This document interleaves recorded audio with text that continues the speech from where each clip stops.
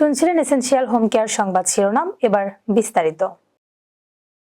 যুক্তরাষ্ট্রের লুইজিয়ানা অঙ্গরাজ্যের new Orleans শহরে নববর্ষ উদযাপনের সময় ভিড়ে গাড়ি তুলে দেওয়ার ঘটনায় 15 জন নিহত এবং 35 জন আহত হয়েছেন। বুধবার রাত 3:15 ফ্রেঞ্চ কোয়ার্টারের বোরবন স্ট্রিটে এই মর্মান্তিক হামলা ঘটে।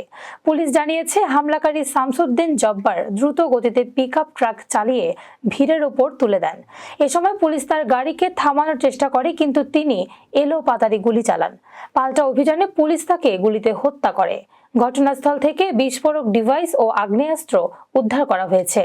এফবিআই এই ঘটনাকে সন্ত্রাসী হামলা হিসেবে তদন্ত করছে।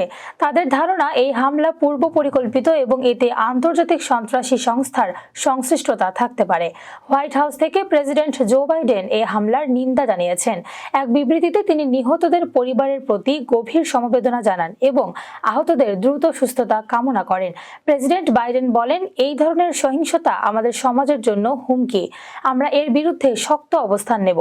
নিউ অরলিন্স পুলিশ বিভাগ এবং এফবিআই যৌথভাবে হামলার তদন্ত চালাচ্ছে।